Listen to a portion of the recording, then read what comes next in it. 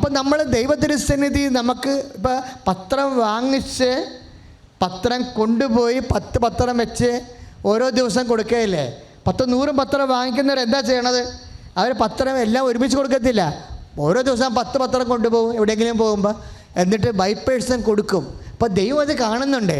അല്ല, നിങ്ങൾ കുമ്പസാരക്കൂടിനെ അവിടെ കൊണ്ട് പാത്തിട്ടിട്ട് ഓടിക്കളരുത്. ഇപ്പം ചിലരെ പത്രം, അതുകൊണ്ടാണ് ചില ആൾക്കാർ ഇപ്പോൾ കൗൺസിലിൽ വരുമ്പോഴാണ് ഈ പ്രോയും കോന്തരം അടിച്ചു നിൽക്കുമ്പോൾ ഞാൻ പറയും, നിങ്ങൾ പത്രം എന്താ ചെയ്തത്, നിങ്ങൾ എന്നാ കുമ്പസാരിച്ചതെന്നൊക്കെ ചോദിക്കും. അതോടെ പിടിമിരിവാകും. പിന്നെ എന്താ കാര്യം? ഇവരെല്ലാം കുഴപ്പത്തരം കാണിച്ചിട്ടാണ് ഇവിടെ കാര്യം കാണാൻ വേണ്ടി ചുറ്റുമെടുത്ത് നമ്പരെടുത്ത് ഡേറ്റ് എടുത്ത് വന്നിരിക്കണത്. അപ്പോൾ മെസ്സേജ് എടുക്കുമ്പോൾ നമുക്കറിയാൻ പറ്റും. അപ്പോൾ അതുകൊണ്ട് ഒരു കാരണവശാലും ഒരു പണിയും ചെയ്യരുത്. ആ പത്രം ഏറ്റവും വലിയ സംഭവമാണ്. എന്താണ്? അത് മരിയൻ മിഷനാണ്. അമ്മയുടെ ജോലി എന്തായിരുന്നു? യേശുവിനെ ലോകത്തിന് കൊടുത്ത ആളാണ് അമ്മ. അപ്പോൾ നമ്മൾ ഈ പത്രം കൊടുക്കുന്നത് എന്തിനാണ്? യേശുവിനെ അമ്മയെപ്പോലെ ലോകത്തിന് കൊടുക്കുകയാണ്. അതുകൊണ്ടാണ് ഇപ്പോൾ 200 വീട്ടുകാരെ ഒരു പള്ളിയിലുണ്ടെങ്കിൽ അവിടെ കൊണ്ട് 2000 പത്രം വെച്ചാൽ എങ്ങനെ ശരിയാകണത്? അവിടെ വെക്കരുത്. നിങ്ങൾ വീടാന്തരം കൊണ്ടുനടന്ന് കൊടുക്കണം. എന്ത് ജാതിക്കാരായാലും എല്ലാ സൃഷ്ടികളോടുമാണ് നമ്മൾ സുവിശേഷം പ്രസംഗിക്കേണ്ടത്. സ്തുതിക്കട്ടെ. ഹല്ലേലൂയ. കരങ്ങൾ ഉയർത്തിക്കൊണ്ട് സ്തുതിക്കട്ടെ. കർത്താവായ ദൈവമേ, ഉടമ്പടി പ്രകാരമുള്ള 4ാമത്തെ പ്രമേയ പ്രകാരമുള്ള കൃപാസനം പ്രേക്ഷിത ശുശ്രൂഷയെ, സുവിശേഷ ശുശ്രൂഷയെ സമർപ്പിച്ച് പ്രാർത്ഥിക്കുന്നു. കരങ്ങൾ ഉയർത്തി ശക്തമായി സ്തുതിക്കട്ടെ. കർത്താവെ, ഓരോ പത്രവും ആത്മാവാണല്ലോ, ദൈവത്തിൻ്റെ പരിശുദ്ധാത്മാവ്. കർത്താവായ ദൈവമേ, പത്രം വായിക്കുന്ന മക്കള്, അത് വിതരണം ചെയ്യുന്ന മക്കള്, കർത്താവെ, ഉടമ്പടി ദൈവപ്രകാരം അത് കൈകാര്യം ചെയ്യുന്നവരെ പരിശുദ്ധാത്മാവിൽ ശക്തിപ്പെടുത്തണമേ, സുവിശേഷം സാക്ഷിയാക്കണമേ. Hallelujah, hallelujah. കരങ്ങൾ പിടിച്ചുകൊണ്ട് കൈകൾ പരിശുദ്ധാത്മാവേ, പരിശുദ്ധാത്മാവേ, പരിശുദ്ധാത്മാവേ, വരിക വരിക ഞങ്ങളിൽ നീ, പരിശുദ്ധാത്മാവേ, വരിക വരിക ഞങ്ങളിൽ നീ, പരിശുദ്ധാത്മാവേ. പരിശുദ്ധ പരമദിവ്യകാരുണ്യത്തിന് ഉണ്ടായിരിക്കട്ടെ. പരിശുദ്ധ പരമദിവ്യകാരുണ്യത്തിന് പരിശുദ്ധ പരമദിവ്യകാരുണ്യത്തിന് ഉണ്ടായിരിക്കട്ടെ. ഇന്നും മുഴുവൻ ഈശോ സംസാരിച്ചിരിക്കുന്നത് എന്താണ്? വിശ്വസ്തതയെക്കുറിച്ചാണ്. വിശ്വസ്തതയാണ് ദൈവതിരുസന്നിധിയിലുള്ള സമ്പന്നത. ഇപ്പം ബെസ്സാനോസൊക്കെ ഇത്രയും വലിയ സമ്പത്തുണ്ടാകാൻ കാര്യം എന്താ? അവരുടെ സഹനം ടെസ്റ്റിൻ്റെ കാലത്ത്, പരീക്ഷണത്തിൻ്റെ കാലത്ത് അത് യേശുനാമത്തിൽ അവരേറ്റെടുത്ത കൊണ്ടാണ്. യേശുനാമത്തിലാണ് കൃപയെല്ലാം നിറഞ്ഞിരിക്കുന്നത്. അപ്പോൾ യേശുവിൻ്റെ കൃപ, ഉപവാസ ദിവസം എന്തുകൊണ്ടാണ്? നമ്മുടെ ശരീരം ബലഹീനമാക്കുകയാണ്. അപ്പോൾ ബലഹീനതയിലാണ് ദൈവത്തിൻ്റെ ശക്തി പ്രവർത്തിക്കുന്നത്. എപ്പോഴും നമ്മൾ ശ്രദ്ധിക്കണം.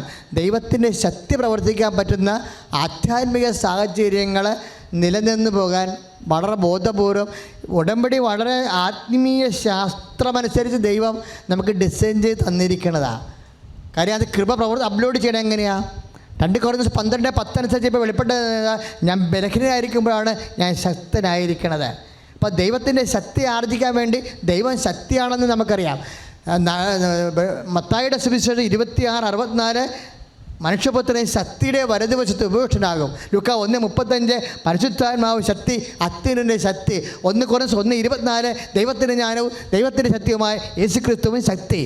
അപ്പോൾ ദൈവത്തിൻ്റെ ശക്തിയാണ് നമ്മളിലേക്ക് അപ്ലോഡ് ചെയ്യണത്. എപ്പോഴാണ് ഈ ശക്തി നമ്മളിലേക്ക് വരണത്? ഞാൻ ബലഹീനനായിരിക്കുമ്പോഴാണ് ഞാൻ ശക്തനായിരിക്കുന്നത്. അപ്പം നിന്നെ ബലഹീനമാക്കുന്ന സാഹചര്യം ഉണ്ടാകും. ചിലപ്പോൾ നാട്ടുകാർ നിന്നെ തന്തക്ക് പിടിക്കുന്ന സമയം ഉണ്ടാകും. നീ ഉടമ്പടി ചെയ്തുകൊണ്ടാണ് നീ മിണ്ടാണ്ടിരിക്കണത്. എന്താണ്? അപ്പം നാട്ടുകാരുടെ മുമ്പിലും മക്കളുടെ മുമ്പിലും നീ കൊച്ചായി, നീ ബലഹീനയായി, നീ സ്തുതിച്ചുകൊണ്ടിരിക്കുമ്പോൾ ആ ബലഹീനതയിൽ ദൈവത്തിൻ്റെ ശക്തി നിലേക്ക് വരുന്ന സമയമാണ്. തിരിച്ചറിയുക ദൈവവേദന. കൈ അടിച്ച് കർത്താണ്.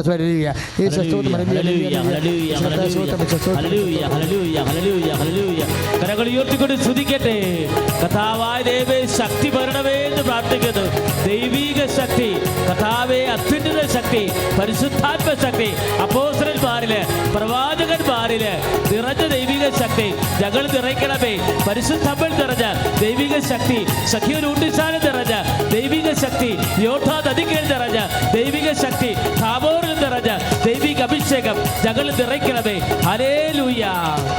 ആത്മാവിൻ ശക്തി, അത്യുന്നത ശക്തി, പരിശുദ്ധാത്മ ശക്തി എന്നിൽ നിറയട്ടെ. ചേർന്ന് പാടാം. ആത്മാവിൻ ശക്തി, അത്യുന്നത ശക്തി, പരിശുദ്ധാത്മ ശക്തി എന്നിൽ നിറയട്ടെ. കരങ്ങൾ ഉയർത്തി. എന്നിൽ നിറയട്ടെ, സഭയിൽ നിറയട്ടെ, എന്നിൽ നിറയട്ടെ, സഭയിൽ നിറയട്ടെ, ലോകം മുഴുവൻ കത്തിപ്പടരട്ടെ. എന്നിൽ നിറയട്ടെ, സഭയിൽ നിറയട്ടെ, ലോകം മുഴുവൻ കത്തിപ്പടരട്ടെ. Praise the Lord. Praise the Lord. യേശുക്രിസ്തുവിന്റെ പീഡാനുഭവങ്ങൾ വരുന്ന പോരായ്മ ഏറ്റു പറഞ്ഞേ. യേശുക്രിസ്തുവിന്റെ പീഡാ അനുഭവങ്ങൾ വരുന്ന പോരായ്മ, യേശുക്രിസ്തുവിന്റെ പീഡാനുഭവങ്ങളിൽ വരുന്ന പോരായ്മ, ഞാൻ എൻ്റെ ശരീരത്തില് സംവഹിക്കുന്നു. Praise the Lord. Praise the Lord. അപ്പോൾ നമ്മുടെ ശരീരം യേശുക്രിസ്തുവിന്റെ പീഡാനുഭവങ്ങളെ സംഭവിക്കുമ്പോൾ നമ്മുടെ ശരീരം ആരുടെ ശരീരമാകും? ഈശോൻ്റെ ശരീരമാകും. ദൈവപിതാവ് ഈശോൻ്റെ ശരീരത്തിൻ്റെ പരിഗണന നമ്മുടെ ശരീരത്തിൽ തരുമ്പോഴാണ് നമ്മൾക്ക് ഈശോൻ്റെ കൃപ നിറയണത്. അങ്ങനെയാണ് സെബസ്ത്യാനോസൊക്കെ വിശുദ്ധനായത്. കൊളോസിയൻസ് 1:24 എന്താ പറയണത്?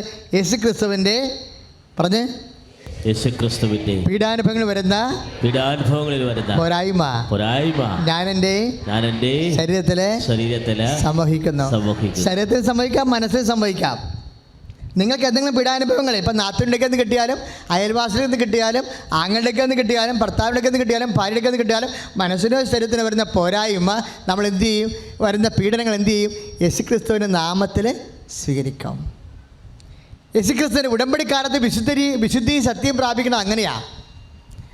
അപ്പോൾ നമുക്ക് ലഭിക്കുന്ന പീഡാനുഭവങ്ങളെ മാനസികമോ ശാരീരികമോ തെറ്റിദ്ധാരണയോ സംശയമോ അല്ലെങ്കിൽ നമ്മളെ ചവിട്ടിക്കൂട്ടുന്ന രീതിയിലുള്ള നമ്മളെ ഒരു പഴന്തുണിയുടെ വില പോലും നമുക്ക് തരാത്ത രീതിയിലുള്ള കടന്നുകയറ്റങ്ങളും അതിശക്തങ്ങളും കാണിക്കുമ്പോൾ you don't talk at all. നീ സംസാരിക്കരുത്. എന്താണ്? നീ ഉടമ്പടി ചെയ്തിരിക്കുന്ന ആളിൻ്റെ ജീവിത മാതൃകയാണ് നമ്മുടെ മാതൃക. അവൾ സംസാരിച്ചില്ല, ഹൃദയത്തിൽ സംഗ്രഹിച്ചു. എന്താണ്? അത് ശക്തിയുടെ സമയമാണെന്ന്, ദൈവത്തിൻ്റെ കൃപ ചൊരിയുന്ന സമയമാണെന്ന് അവൾക്ക് പരിശുദ്ധാത്മാവിൻ്റെ വിവേചനമുണ്ട്. ആ വിവേചനത്തിൻ്റെ പാഠങ്ങൾ ഉൾക്കൊണ്ടുകൊണ്ടാണ് ഞാൻ നിങ്ങളോട് സംസാരിക്കുന്നത്. ഉടമ്പടിക്കാലത്ത് ഇതുപോലെ നമ്മളോർക്കും ദൈവമേ ഞാൻ ഉടമ്പടി ചെയ്തല്ലോ, ഞാൻ പ്രാർത്ഥിച്ചല്ലോ, ഞാൻ ഉപവസിച്ചല്ലോ, വിശുദ്ധീകരിച്ചല്ലോ, എന്നിട്ട് ഇവിടെ കുരിശാണല്ലോ എന്ന് പറഞ്ഞാൽ നിനക്ക് കുരിശ് തന്നില്ലേ പിന്നെ ആർക്കാണ് കുരിശ് കൊടുക്കേണ്ടതെന്ന് ദൈവം തിരിച്ചു ചോദിച്ചാൽ നീ മിണ്ടാണ്ടിരിക്കേണ്ടി വരും. അതുകൊണ്ട് ദൈവവേദന നീ ഇങ്ങനെയുള്ള പരീക്ഷണ സമയത്ത് നീ മൗനമായിരിക്കണം. കാര്യം കർത്താവ് യുദ്ധം ചെയ്യേണ്ട സമയമാണ്. അതാണ് പുറപ്പാട് 14 നിങ്ങൾ മൗനമായിരിക്കുക.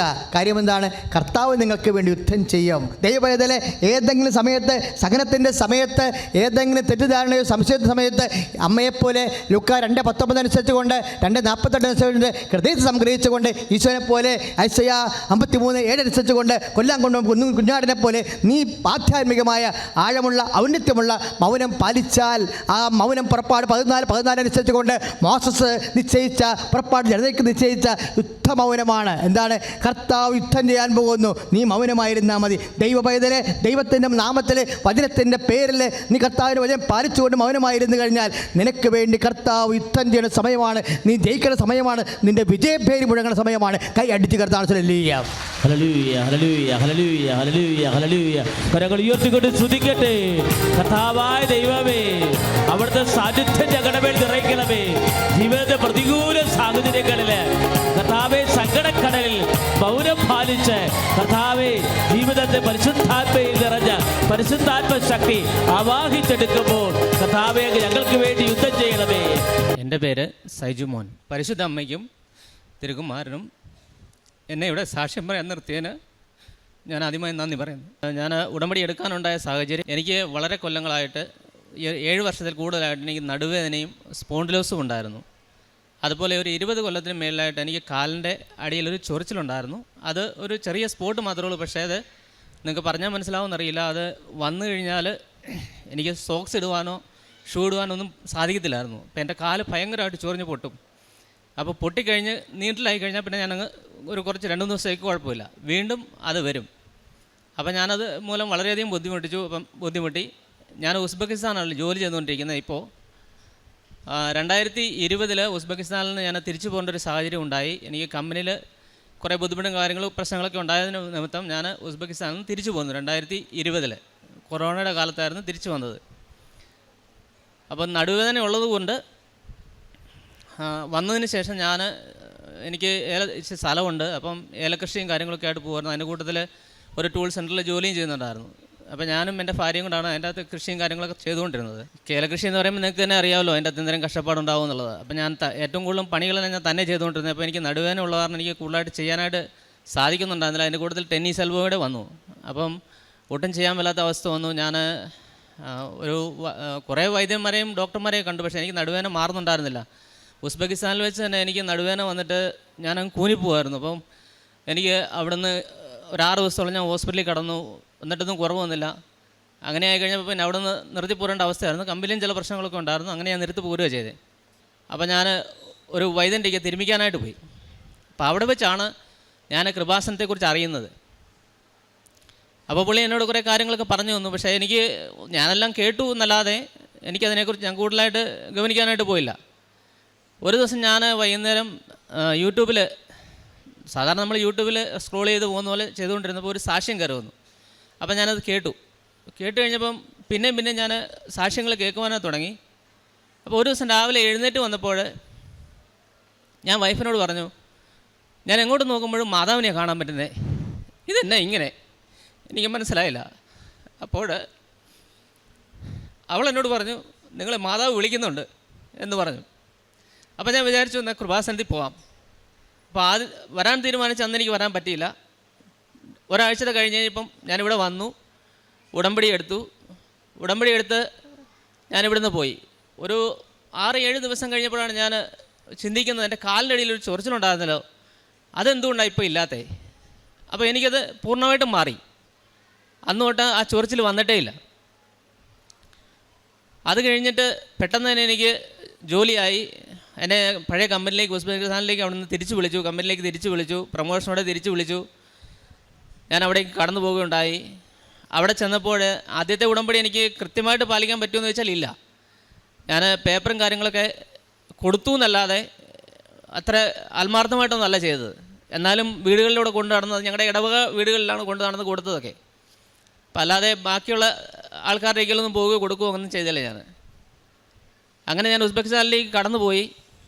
അവിടെ ചെന്നപ്പോൾ വീണ്ടും എൻ്റെ കൂട്ടുകെട്ടുകളും, ഞാൻ അവിടെ നല്ലപോലെ മദ്യപിക്കുന്ന ഒരാളായിരുന്നു. അങ്ങനെ ആയി കഴിഞ്ഞപ്പോൾ പഴയ കൂട്ടുകെട്ടും കാര്യങ്ങളൊക്കെ ആയപ്പോൾ അവരെന്നെ ഡിസംബർ ആയപ്പോഴത്തേക്ക് ക്രിസ്മസ് അല്ലേ നമുക്കൊന്ന് കൂടാം എന്നൊക്കെ പറഞ്ഞ് അവരെന്നെ വിളിച്ചു. ഞാനൊരു പെഗ് കഴിച്ചിട്ടുണ്ടാവും ആദ്യത്തെ ദിവസം. രണ്ടാമത്തെ ദിവസം അത്രയും കഴിച്ചിട്ടുള്ളൂ, കൂടുതലൊന്നും കഴിച്ചില്ല. പക്ഷേ മാതാവ് പണി തരുമെന്ന് പറഞ്ഞാൽ കറക്റ്റാണ്. 2 ദിവസം കഴിഞ്ഞപ്പോൾ എൻ്റെ കാലിൻ്റെ അടിയിലെ ചൊറിച്ചിൽ പഴയതുപോലെ തിരിച്ചു വന്നു. എനിക്ക് ഷൂ ഇടാൻ പറ്റത്തില്ല, കാലിൽ ഭയങ്കരമായിട്ട് ചൊറിച്ചിൽ. ഞാൻ അന്നേരത്തെ എൻ്റെ തെറ്റ് മനസ്സിലാക്കി. എനിക്ക് പരിശുദ്ധ അമ്മ തന്ന കൃപയാണ് ഇതെന്ന് എനിക്ക് പൂർണ്ണമായിട്ട് മനസ്സിലായി. ഞാൻ അന്ന് വൈകുന്നേരം അമ്മയുടെ മുമ്പിൽ നിലവിളിക്കുകയാണ് ചെയ്തത്. നിലവിളിച്ച് പ്രാർത്ഥിച്ചു. അമ്മയോട് പറഞ്ഞു, എൻ്റെ തെറ്റുകൾ എന്നോട് പൊറുക്കണമേ. 2 ദിവസം കഴിഞ്ഞപ്പോൾ എൻ്റെ കാലിൻ്റെ അടിയിലെ ചൊറിച്ചിൽ എനിക്ക് പൂർണ്ണമായിട്ടും മാറി. പിന്നെ ഇന്ന് വരെ അതെനിക്ക് വന്നിട്ടില്ല. ഞാനിപ്പോൾ ഉസ്ബെക്കിസ്ഥാനിൽ ചെന്നിട്ട് 1 വർഷവും 2 മാസമായി. ഇതിനിടയ്ക്ക് ഡിസംബർ മാസത്തിൽ ഞാൻ നിർത്തിയ കള്ളുകൂടി ഇന്ന് വരെ തുടങ്ങിയിട്ടില്ല. പിന്നെ അവിടെ എനിക്ക് മാതാവ് ചെയ്തതെന്ന അനുഗ്രഹം എന്ന് പറഞ്ഞു കഴിഞ്ഞാൽ, നമ്മുടെ ഒരു കമ്പനി ആകുമ്പോൾ നിങ്ങൾക്കെല്ലാം അറിയാമല്ലോ, ഒരുപാട് പ്രശ്നങ്ങളും കാര്യങ്ങളും ഉണ്ടാവും. പക്ഷേ അതിൽ നിന്നെല്ലാം എന്നെ വളരെയധികം മാതാവ് കരുണയോടെ കാത്തു. മാതാവ് എന്നെ പരിരക്ഷിക്കുന്നുണ്ട്. ഓരോ കാര്യങ്ങളും ഈശോ എനിക്ക് ഓരോ കാര്യങ്ങളും പറഞ്ഞു തരുന്നുണ്ട്. ഒരു ചെറിയ തെറ്റ് പോലും എന്നിൽ നിന്ന് വന്നാൽ ഈശോ എന്നോട് പറയും, നീ ചെയ്തത് തെറ്റാണ്. എനിക്ക് എനിക്ക് ലാംഗ്വേജ് അറിയില്ല, ഇംഗ്ലീഷ് നല്ലപോലെ എനിക്ക് അറിയില്ല. ഞങ്ങളവിടെ സംസാരിക്കുന്നത് റഷ്യനാണ്, പിന്നെ അത്യാവശ്യം ഉസ്ബക്കുണ്ട്. അപ്പം ഈ 3 ലാംഗ്വേജുകളാണ് അവിടെ ഞങ്ങൾ ഉപയോഗിക്കുന്നത്. പിന്നെ ഹിന്ദിയുണ്ട്. ഞങ്ങളുടെ കമ്പനി ഒരു ഇന്ത്യൻസ് നടത്തുന്ന കമ്പനി. അപ്പോൾ അവിടെ എനിക്ക് ഇംഗ്ലീഷ് അറിയത്തില്ലാത്ത ഒരു പോരായ്മയാണെന്നുള്ളത് എനിക്ക് ഇന്ന് വരെ തോന്നിയിട്ടില്ല. കാരണം എന്നെ മാതാവ് അതുപോലെ കാത്തു പരീക്ഷിക്കുന്നുണ്ട്. കാരണം ജോസഫ് അച്ഛൻ എപ്പോഴും പറയും, not by merit but by grace. അതാണ് എന്നെ നയിച്ചു കൊണ്ടുപോകുന്നത്. ഞാൻ ഇന്ന് ആ കമ്പനിയുടെ ഡയറക്ടറാണ്. എനിക്ക് തന്നെ അറിയില്ല ഞാൻ അവിടെ എന്തൊക്കെയാണ്, എങ്ങനെയൊക്കെയാണ് കാര്യങ്ങൾ മുന്നോട്ട് പോകുന്നതെന്ന്. ഈശോയാണ് എന്നെ വഴി നടത്തുന്നത്. ഈശോയാണ് എന്നെ ഇതുവരെയും കൈപിടിച്ച് നടത്തുന്നത്. ഇനിയും ഞാൻ എൻ്റെ ഈശോടൊപ്പം തന്നെ നിൽക്കും. അതുപോലെ എൻ്റെ സ്വഭാവത്തിൽ വന്ന വ്യത്യാസങ്ങൾ, ആത്മീയ ജീവിതത്തിൽ ഒരുപാട് വ്യത്യാസം എനിക്കുണ്ടായി. ഞാൻ കൊന്ത ചെല്ലുക എന്ന് പറഞ്ഞാൽ ഒന്ന് ഓടിച്ചു പോകും, അത്രയേ ഉള്ളൂ. പക്ഷേ പിന്നെ ഞാൻ ഒരു മുഴുവൻ കൊന്ത ചൊല്ലാൻ തുടങ്ങി. രാവിലെ ചൊല്ലും, വൈകുന്നേരം ഒരു മണിക്കൂറോളം പ്രാർത്ഥിക്കും. പിന്നെ രാവിലെ എഴുന്നേറ്റ് പ്രാർത്ഥിക്കാൻ തുടങ്ങി. അച്ഛൻ്റെ ഡെയിലി ബ്രെഡ് കാണും. പിന്നെ നടുവേദന വരുമ്പോഴാണെങ്കിലും ഞാൻ എപ്പോഴും തൈലവും ഉപ്പും കഴിക്കുമായിരുന്നു എപ്പോഴും. അപ്പം നടുവേദന അവിടെ വെച്ച്, അതെനിക്ക് പറയാൻ വിട്ടുപോയി, നടുവേദന അവിടെ വെച്ച് വന്നു ഒരു പ്രാവശ്യം. അപ്പം നടുവേദന വന്നു കഴിഞ്ഞപ്പോഴത്തേക്ക് ഈ ഉടമ്പടി എടുത്തു കഴിഞ്ഞപ്പോൾ എനിക്ക് നടുവേദന കുറച്ചൊക്കെ മാറിയായിരുന്നു. അപ്പം നടുവേദന മാറണമെന്നും ഞാൻ ഒരിക്കലും പ്രാർത്ഥിച്ചിട്ടില്ല. അപ്പം നടുവേദന വന്നപ്പോൾ അപ്പം ഞാൻ എപ്പോഴും ഇങ്ങനെ ചിന്തിക്കുമായിരുന്നു, ഈ മരുന്ന് കഴിക്കണം എന്നൊരു ചിന്ത എൻ്റെ മനസ്സിലുണ്ടായിരുന്നു. അപ്പം എനിക്ക് വൈഫ് ഇടയ്ക്കൊന്ന് വന്നായിരുന്നു അവിടെ. അന്നപ്പോൾ ഞാൻ അവളോട് പറഞ്ഞിട്ട് എനിക്ക് ഗുളികയും മരുന്നുകളെല്ലാം കൊണ്ടു തന്നായിരുന്നു. അപ്പോൾ ഞാനത് എൻ്റെ കയ്യിലുണ്ട്. അപ്പോൾ ഈ വേദന വരുമ്പോൾ ഞാൻ പെട്ടെന്ന് മരുന്നിനെ ആശ്രയിക്കാൻ നോക്കുന്നത്. ഞാൻ തൈലം ഉപയോഗിക്കും, ഉപ്പും ഉപയോഗിക്കും. തൈലം ഉപയോഗിക്കും, ഉപ്പ് ഉപയോഗിക്കുമ്പോൾ എനിക്ക് വേദന പരിപൂർണമായിട്ടും മാറും. പക്ഷേ എൻ്റെ മനസ്സിൽ ഇത് തിങ്കിങ് കിടക്കുന്നതുകൊണ്ട് പിറ്റേ ദിവസം ആകുമ്പോഴത്തേക്ക് പിന്നെ എനിക്ക് രാവിലെ എഴുന്നേൽക്കുന്ന സമയത്ത് എനിക്ക് പിന്നെ നടുവേദനയാണ്. അങ്ങനെ ആയപ്പോൾ ഒരു ദിവസം വൈകുന്നേരം ഞാൻ ഗുളിക കഴിക്കണമെന്ന് ഇങ്ങനെ ആലോചിച്ചുകൊണ്ടിരിക്കുമ്പോൾ ആരോ എന്നോട് പറയുന്ന പോലെ എനിക്ക് തോന്നി, നീ ഗുളിക കഴിക്കാൻ പറഞ്ഞു. അപ്പോൾ ഈ ഗുളിക കഴിച്ചു കഴിഞ്ഞാൽ ഭയങ്കര ക്ഷീണമാണ്. അപ്പോൾ എനിക്കതുകൊണ്ട് കഴിക്കാൻ വലിയ താല്പര്യമില്ല. അപ്പോൾ അന്നത്തെ ദിവസം ഞാനത് കഴിക്കാൻ പറഞ്ഞുകൊണ്ട് ഞാൻ കഴിച്ചു. പിറ്റേ ദിവസം ഈ ക്ഷീണം കാരണം പിറ്റേ ദിവസം അത് വേണ്ടാന്ന് വിചാരിച്ചു വീണ്ടും പറഞ്ഞു, ഇന്നുകൂടെ കഴിക്കാൻ പറഞ്ഞു. അപ്പോൾ ഞാൻ ആ ഒരു ദിവസം കൂടെ കഴിച്ചു. അന്ന് കഴിച്ചതിന് ശേഷം ഒരു മണിക്കൂർ കഴിഞ്ഞപ്പം എനിക്ക് എൻ്റെ ഈ നടുവിൻ്റെ പുറകു ഭാഗത്തുനിന്ന് ഒരു വേദന ഇങ്ങനെ ഈ സൈഡിലേക്കൂടെ വന്ന് ഇങ്ങനെ കടന്നു പോകുന്ന പോലെ എനിക്ക് തോന്നി. അന്നതിന് ശേഷം ഇന്ന് വരെ ആ നടുവേദന വന്നിട്ടില്ല എനിക്ക്. ഞാൻ ആ ഗുളിക കഴിച്ചിട്ടുമില്ല. മൊത്തം ഗുളികയും അവിടെ തന്നെ ഇരിപ്പുണ്ട്. ഞാൻ തൊട്ടുപോലും നോക്കിയിട്ടില്ല. പിന്നെ ആത്മീയ ജീവിതത്തിൽ വന്ന മാറ്റങ്ങൾ എന്ന് പറഞ്ഞാൽ ഞാൻ ഭയങ്കര ദേഷ്യമുള്ളൊരു വ്യക്തിയായിരുന്നു. പെട്ടെന്ന് ദേഷ്യപ്പെടും. ആരെങ്കിലും എന്തെങ്കിലും ചെറുതായിട്ടൊരു കാര്യം പറഞ്ഞാൽ ആ സെക്കൻഡ് ഞാൻ ദേഷ്യപ്പെടുന്ന ഒരു വ്യക്തിയാണ്. കമ്പനിയിലാണെങ്കിലും സുഹൃത്തുക്കളോടാണെങ്കിലും വീട്ടിലാണെങ്കിലും വൈഫിനോടാണെങ്കിലും കുഞ്ഞുങ്ങളാണെങ്കിലും അങ്ങനെ തന്നെയാണ്. പക്ഷേ ഉടമ്പടി എടുത്തതിന് ശേഷം എനിക്കറിയില്ല എനിക്ക് എന്താ സംഭവിക്കുന്നതെന്ന്. എന്നെ ഒരു മനുഷ്യൻ്റെ മുഖത്ത് നോക്കി ചീത്ത വിളിച്ചാൽ പോലും എനിക്ക് അയാളോടൊന്നും പറയാനായിട്ട് തോന്നുകയില്ല. ഞാൻ അയാളെ എന്തെങ്കിലും പറഞ്ഞ് രമ്യതപ്പെടുത്താനാണ് നോക്കാറുള്ളത്. അത്രയും വ്യത്യാസം എൻ്റെ ജീവിതത്തിൽ എനിക്ക് കടന്നു വന്നു. പിന്നെ പ്രാർത്ഥന ഒരു ദിവസം രാവിലെ ഈ ഒരു മാസത്തിന് മുമ്പാണ് ഒരു 3-3:30 സമയത്ത് ഞാൻ മാതാവിനെ സ്വപ്നം കണ്ടു. അത് ഞാനൊരു പിക്ചറായിട്ടാണ് കണ്ടേ. പക്ഷേ ആ പിക്ചറിൽ മാതാവ് ജീവനോടെ ഉള്ളതുപോലെ എനിക്ക് പിന്നെ കാണാൻ സാധിച്ചു. അപ്പം ഞാൻ എഴുന്നേറ്റു. 3:30 ആയപ്പോഴത്തേ ഞാൻ എഴുന്നേറ്റ് കഴിഞ്ഞിട്ട് ഞാൻ ടോയ്ലറ്റൊക്കെ പോയിട്ട് തിരിച്ച് വന്ന് കുരിശൊക്കെ വരച്ചിട്ട് കിടക്കാൻ തുടങ്ങിയപ്പം എൻ്റെ മനസ്സിൽ പറഞ്ഞു, കിടക്കരുത്, കൊന്തയെല്ലാം പറഞ്ഞു. അപ്പോൾ ഞാൻ എഴുന്നേറ്റ് വന്ന് സമ്പൂർണ്ണ ജപമാല ചൊല്ലി 3:30 തൊട്ട്. അത് പിറ്റേ ദിവസം തൊട്ട് ഞാനത് 3 മണിക്കാക്കി. ഇപ്പോൾ എല്ലാ ദിവസവും 3 മണിക്ക് രാവിലെ എഴുന്നേൽക്കും, സമ്പൂർണ്ണ ജപമാല ചൊല്ലും, അരമണിക്കൂർ ബൈബിൾ വായിക്കും, അച്ഛനെ ഡെയിലി ബ്രെഡ് കേൾക്കും. അത് കഴിഞ്ഞ് വീണ്ടും ഒരു കൊന്ത ചൊല്ലും. പിന്നെ ഒരു മണിക്കൂർ നേരം കിടന്നുറങ്ങും. കാരണം ക്ഷീണമായതുകൊണ്ട് പിന്നെ കമ്പനി പോയി കഴിഞ്ഞാൽ ബുദ്ധിമുട്ടുള്ള 1 മണിക്കൂർ നേരം കിടന്നുറങ്ങും. ഇപ്പോൾ എൻ്റെ ശീലം അങ്ങനെയാണ്. ഈശോ എന്നെ ഒരുപാട് ആത്മീയതയിൽ വളരാനായിട്ട് സഹായിക്കുന്നുണ്ട്. അതുപോലെ അച്ഛൻ്റെ ടോക്കുകൾ, ധ്യാനങ്ങൾ എല്ലാ ചൊവ്വാഴ്ച ചിലപ്പോൾ കൂടാൻ സാധിക്കില്ല. എന്നാലും ഞാൻ ബുധനാഴ്ച വരെ പോവുള്ളൂ, അതിനപ്പുറത്തേക്ക് പോകില്ല. ചൊവ്വാഴ്ച വൈകിട്ട് അല്ലെങ്കിൽ ബുധനാഴ്ച, ഈ 2 ദിവസങ്ങളിൽ എപ്പോഴേലും അത് കൂടാനായിട്ട് ശ്രമിക്കുന്നുണ്ട്. ഈശോയും മാതാവും തന്ന എല്ലാ അനുഗ്രഹങ്ങൾക്കും നന്ദി പറയുന്നത്. അതുപോലെ തന്നെ കാരുണ്യപ്രവർത്തികൾ എൻ്റെ മുമ്പിൽ കൈ നീട്ടുന്ന ഒരാളെ പോലും ഞാൻ വെറുതെ വിടാറില്ല. പിന്നെ ഞാൻ എല്ലാ മാസവും ഞങ്ങളുടെ അടുത്തുള്ള ഒരു അനാഥാലയത്തിൽ ഞാൻ വൈഫിൻ്റെ പൈസ അയച്ചു കൊടുക്കുന്നുണ്ട്. കുമ്പസാരം എനിക്ക് ചെയ്യാൻ സാധിച്ചിട്ടില്ല. ഇംഗ്ലീഷ് മാസമായതുകൊണ്ട് എനിക്ക് കുമ്പസാരിക്കാൻ പറ്റിയിട്ടില്ല. പിന്നെ ഞാൻ എല്ലാ ആഴ്ചയിലും എല്ലാ സൺഡേയിലും മുടങ്ങാതെ കുർബാന കൂടുന്നുണ്ട്. എല്ലാ ദിവസവും ഓൺലൈൻ കുർബാന കൂടുന്നുണ്ട്. ഇതൊക്കെയാണ് എൻ്റെ കാരുണ്യപ്രവർത്തികൾ. മാതാവും ഈശോയും ചെയ്തു തന്ന എല്ലാ അനുഗ്രഹങ്ങൾക്കും നന്ദി പറയുന്നു. പരിശുദ്ധ അമ്മയ്ക്കും തിരുക്കുമാരനും 1000 നന്ദി. എൻ്റെ പേര് മീനു ബെന്നി. ഞാൻ വരുന്നത് മുണ്ടാങ്കിൽ ഇടവക പാലായിൽ നിന്നാണ്. ഞാനിവിടെ ആദ്യമായിട്ട് ഉടമ്പടി എടുത്തത് 16-ാം തീയതി ഓഗസ്റ്റ് 2023 പക്ഷേ ഞാനൊരു 6 വർഷമായിട്ട് ഇവിടെ കൃപാസനത്തിൽ വന്നുകൊണ്ടിരിക്കുന്ന ഒരു വ്യക്തിയാണ്. സോ ആദ്യം തന്നെ ഞാനിവിടെ മാതാവിനോട് ക്ഷമ ചോദിക്കുന്നു. കാരണം ഇത്രയും താമസമെടുത്തതിന് ഞാൻ ഈ സാക്ഷ്യം പറയാനായിട്ട്. പക്ഷേ ആദ്യം തന്നെ എനിക്ക് പറയേണ്ട ഒരു അനുഗ്രഹം മാതാവ് എനിക്ക് തന്നത് എൻ്റെ ന്യൂസിലൻഡ് റെസിഡൻസിയാണ്. ഞാനിവിടുന്ന് ന്യൂസിലൻഡിൽ നേഴ്സായിട്ട് ഇപ്പം ജോലി ചെയ്യാണ്. ഒരു 2.5 വർഷമായി. എനിക്കപ്പം റെസിഡൻസി കിട്ടാനായിട്ട് OET അല്ലെങ്കിൽ IELTS നമ്മൾ എഴുതണം. അപ്പോൾ അതിൻ്റെ സ്കോറ് ഞാൻ ഓൾറെഡി നേരത്തെ എഴുതിയതിൻ്റെ എക്സ്പയറി കഴിഞ്ഞു പോയിരുന്നു. അങ്ങനെ ഞാൻ 2024 OET എഴുതി. അതിൽ ഒരു മൊഡ്യൂള് 10 മാർക്കിന് എനിക്ക് കിട്ടിയില്ല. അങ്ങനെ വന്നപ്പോൾ എനിക്ക് റെസിഡൻസിക്ക് അപ്ലൈ ചെയ്യാൻ പറ്റിയില്ല. പക്ഷേ എനിക്ക് ഭയങ്കര വാശിയായിരുന്നു. ഞാൻ ഇനി എക്സാം എഴുതില്ല, എന്ത് വന്നാലും ഞാൻ ഇനി എക്സാം എഴുതില്ല. പക്ഷേ എനിക്ക് മാതാവ് എങ്ങനെയാണെന്ന് വെച്ചാൽ റെസിഡൻസി തന്നോണം, നീയാണ് എന്നെ ഇവിടെ കൊണ്ടുവന്നത്, ഇല്ലെന്നുണ്ടെങ്കിൽ ഞാൻ ഈ ജോലി ഇവിടെ നിർത്തിയിട്ട് ഞാൻ 1 വർഷം കഴിയുമ്പോൾ തിരിച്ച് നാട്ടിലോട്ട് പോകും എന്ന് മാത്രമാണ് ഞാൻ പറഞ്ഞുകൊണ്ടിരുന്നത്. പക്ഷേ എൻ്റെ അമ്മ എന്നോട് ഇടയ്ക്ക് എപ്പോഴും പറയും, ഒന്നും കൂടി ഒരു ഡേറ്റ് എടുക്കുക, നീ പ്രാർത്ഥിച്ചിട്ട് ഒന്നുകൂടെ പോയി എഴുതുക. ഞാൻ പറഞ്ഞു, ഇല്ല, ഞാൻ പ്രാർത്ഥിക്കുന്നുണ്ട്, മാതാവ് എനിക്ക് തരുമെങ്കിൽ തരും, ഞാൻ അതിൽ വിശ്വസിക്കുന്നു. ഞാൻ അവിടെ വാശി പിടിച്ചു മാതാവിനോട്, ശരിക്കും വഴക്കിടുന്ന പോലെ തന്നെ ഞാൻ വാശി പിടിച്ചു. എനിക്കറിയില്ല, ഞാൻ എഴുതിയത് ഏപ്രിൽ മാസം, എനിക്ക് 2 മാസം കഴിഞ്ഞപ്പോൾ ന്യൂസിലൻഡ് ഗവൺമെൻറ്റിൽ പുതിയൊരു ചേഞ്ചസ് വന്നു. C+ അക്സെപ്റ്റ് ചെയ്യും റെസിഡൻസിക്കായിട്ട്. സോ ഞാനത് മാതാവ് ഞാൻ ചോദിച്ചൊരു കാര്യമായിട്ട് അത് സാധിച്ചു തന്നതായിട്ട് ഞാൻ വിശ്വസിക്കുന്നു. അതിൻ്റെ ഭാഗമായി എനിക്ക് ഓഗസ്റ്റ് 16 റെസിഡൻസിക്ക് അപ്ലൈ ചെയ്യാൻ പറ്റി. ആൻഡ് എനിക്ക് റെസിഡൻസി കിട്ടുകയും ചെയ്തു. ഇപ്പം ഒരു 1 ഇയറോടും കഴിഞ്ഞ് അത് പെർമനൻറ്റ് റെസിഡൻസ് ആവും. അതാണ് എൻ്റെ ഒന്നാമത്തെ അനുഗ്രഹം എനിക്ക് മാതാവ് തന്നത്. പിന്നെ രണ്ടാമത്തെ അനുഗ്രഹം എന്ന് പറയുന്നത് എനിക്കൊരു വീടായിരുന്നു. ഞങ്ങൾ താമസിച്ചുകൊണ്ടിരിക്കുന്നത് തറവാട്ടിലാണ്. പക്ഷേ എനിക്കെൻ്റെ ചെറുപ്പകാലം തൊട്ടുള്ളൊരു വലിയ ആഗ്രഹമായിരുന്നു എനിക്ക് സ്വന്തമായിട്ടൊരു വീട്, എൻ്റെക്കും എൻ്റെ അമ്മയ്ക്കും. ഞങ്ങൾ രണ്ടുപേരുടെ തുല്യമായൊരു സ്വപ്നമായിരുന്നു അത്. അപ്പം ജോലി എല്ലാവരും നോക്കുമ്പോൾ എനിക്ക് ന്യൂസിലൻഡിൽ ജോലിയാണ്, കാശുണ്ടാകും എന്നൊരിതുണ്ടായിരുന്നു. പക്ഷേ എൻ്റെ ജോലി കൊണ്ട് മാത്രം നമുക്കൊരു വീട് പണിതെടുക്കാൻ ഭയങ്കര ബുദ്ധിമുട്ടാണ്. അപ്പോൾ അങ്ങനെ വന്നപ്പം ലോണിന് വേണ്ടി നമ്മൾ ബാങ്കിൽ പോയി. ബാങ്കിൽ ചെന്നപ്പം എല്ലാവരും പറഞ്ഞു, നേഴ്സല്ലേ, പെട്ടെന്ന് തരും, പേപ്പേഴ്സൊക്കെ കൊണ്ടുവന്ന് തന്നാൽ മതി എന്ന് പറഞ്ഞു. ഞങ്ങൾ പേപ്പേഴ്സുമായിട്ട് ചെന്ന് കഴിഞ്ഞപ്പോൾ അവർ പറയുക, നിങ്ങൾക്ക് ലോൺ തരാൻ പറ്റില്ല, കാര്യം എൻ്റെ സിബ്ലിങ്സ് 2 പേരും 18 വയസ്സിൽ താഴെയാണ്. അപ്പോൾ അവർ വലുതായി പ്രായപൂർത്തിയായി കഴിയുമ്പോൾ അവർ വന്ന് പറയുക, ചേച്ചിയുടെ സ്ഥലത്ത് എനിക്കും അവകാശമുണ്ട് എന്ന് പറഞ്ഞു കഴിഞ്ഞാൽ ബാങ്കുകാർക്കത് പ്രശ്നമാവും, അതുകൊണ്ട് ലോൺ തരാൻ പറ്റില്ല എന്നാണ് അവർ ആദ്യം പറഞ്ഞത്. അതിനുശേഷം അവർ പറഞ്ഞു, കോടതിയിൽ നിന്നൊരു പേപ്പർ കൊണ്ടുവരുവാണെങ്കിൽ നമുക്ക് പിന്നെ നോക്കാമെന്ന് പറഞ്ഞു. അങ്ങനെ കോടതിയിൽ ഞങ്ങൾ കേസിനായിട്ട് പോയി. അവിടെ ചെന്ന് കഴിഞ്ഞപ്പോൾ അവർ പറഞ്ഞു, ഒരു 6 വർഷം എടുക്കും ഈ കാര്യത്തിന് വേണ്ടി.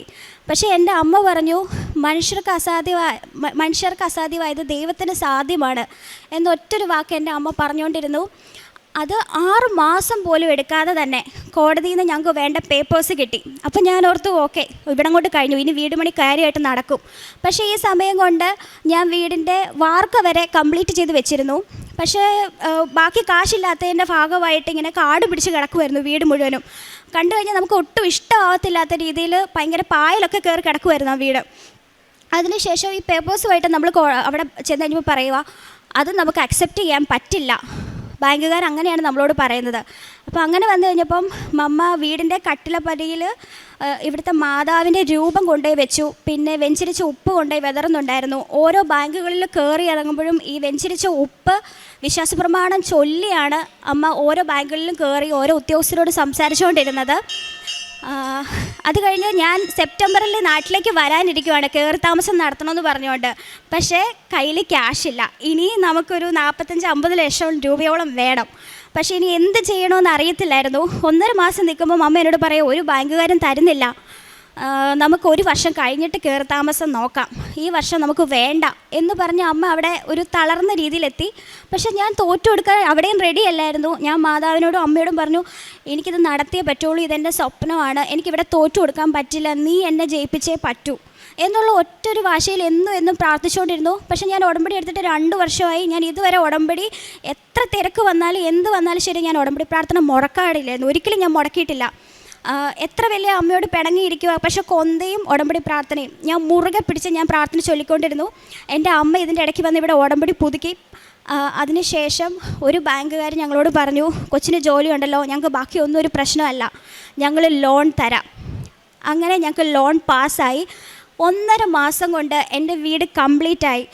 അതും അമ്മ പറഞ്ഞു, പണിക്കാർ നമുക്ക് എല്ലാവരും ഇടയ്ക്ക് വെച്ച് വഴക്കുണ്ടാക്കി പോവുകയൊക്കെ ചെയ്തു ഇത്രയും ഡിലേ വന്നപ്പോൾ.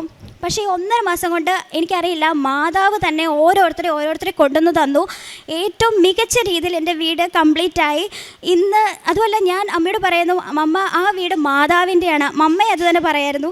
ആ വീടിൻ്റെ ഓരോ ചുമര് തൊട്ട് ഓരോ കാര്യങ്ങളും ഡിസൈൻ ചെയ്തിരിക്കുന്നത് അമ്മ മാതാവാണ്. ഞങ്ങളുടെ ഒരു ഇഷ്ടങ്ങളും അല്ല അതിൽ വന്നിരിക്കുന്നത്. കാര്യം ഞാൻ പറഞ്ഞ കളറോ അതൊന്നുമല്ല വീടിന്. പക്ഷേ ആ വീട്ടിൽ പുറത്തുകൂടെ ഒരാൾ പോയി കഴിഞ്ഞാൽ അവർ തല തിരിച്ച് നോക്കിയിരിക്കും. അത്രയും നല്ല രീതിയിൽ ആ വീട് അമ്മ മാതാവാണ് എനിക്ക് പണിത് തന്നിരിക്കുന്നത്. അതുകൊണ്ട് ശരിക്കും പറഞ്ഞു കഴിഞ്ഞാൽ not by merit but by grace. ആ വീടിൻ്റെ പേര് പോലും ഞാൻ ഗ്രേസ് എന്നാണ് അതുകൊണ്ട് ഇട്ടിരിക്കുന്നത്. അമ്മ മാതാവിൻ്റെ സമ്മാനമാണ് എൻ്റെ വീട്. പിന്നെ വേറെ പറയാനുള്ളത്, ഇതിൽ കൂടുതൽ ഒത്തിരി അനുഗ്രഹങ്ങൾ മാതാവ് ഞങ്ങൾക്ക് തന്നിട്ടുണ്ട്. ചെറുതും വലുതുമായിട്ടാണെങ്കിലും എൻ്റെ ജോലിയിലാണെങ്കിലും എനിക്ക് ഒത്തിരി അനുഗ്രഹങ്ങൾ തന്നു. ഞാൻ വളരെ പേടിച്ച് വിറച്ച് പോയ ഡ്യൂട്ടിക്ക് പോകുന്നൊരു വ്യക്തിയായിരുന്നു. പക്ഷേ കൊന്ത ചൊല്ലി പോയി കഴിഞ്ഞാൽ എനിക്കറിയത്തില്ല, മാതാവ് എൻ്റെ കൂടെയുള്ള രീതിയിലാണ്, മാതാവ് എന്നെ കയ്യിൽ കൊണ്ടു നടക്കുന്ന രീതിയിലാണ് എനിക്ക് എപ്പോഴും ഫീൽ ആയിട്ടുള്ളത്. എന്നെ ആരെങ്കിലും ടേക്ക് കെയർ ചെയ്യാൻ കാണും. അമ്മ മാതാവിന് 1000 നന്ദി. പിന്നെ പ്രേക്ഷിത പ്രവർത്തനത്തിൻ്റെ ഭാഗമായിട്ട് ഞങ്ങൾ പാവപ്പെട്ടവരെ, അതായത് ഫിനാൻഷ്യലി സഹായിക്കുക ആവശ്യമുള്ളവരെ നമ്മൾ സഹായിച്ചിട്ടുണ്ട്. പിന്നെ ക്യാൻസർ രോഗികളെ അവരുടെ ട്രീറ്റ്മെൻറ്റിനും അങ്ങനെയുള്ള കാര്യങ്ങൾക്കും, പിന്നെ ഹെയർ ഡൊണേഷൻ, അതൊക്കെയാണ് മെയിനായിട്ടും കാരുണ്യപ്രവർത്തികളായിട്ട് ഞങ്ങൾ ചെയ്തിരിക്കുന്നത്. പിന്നെ പറ്റുന്ന അത്രയും എല്ലാ ഞായറാഴ്ചയും പള്ളിയിൽ ഞായറാഴ്ച കുർബാനയിൽ പങ്കെടുക്കുവാൻ എനിക്ക് സാധിക്കുന്നുണ്ട്. പിന്നെ ഞാൻ ന്യൂസിലൻഡിലായതുകൊണ്ട് എനിക്ക് പത്രവിതരണം സാധിക്കാറില്ല. പക്ഷേ എൻ്റെ അമ്മ ഇവിടെ വന്ന് ഉടമ്പടിയുടെ എടുത്ത് പുതുക്കിയതിന് ശേഷം പത്രം വാങ്ങി എല്ലായിടത്തും വിതരണം ചെയ്യുകയും പിന്നെ യൂട്യൂബിൽ മരിയൻ ധ്യാനം കൂടുതൽ പങ്കെടുക്കുന്നുമുണ്ട്. അത് ഞാനും പങ്കെടുക്കുന്നുണ്ട് അവിടെ വെച്ച്.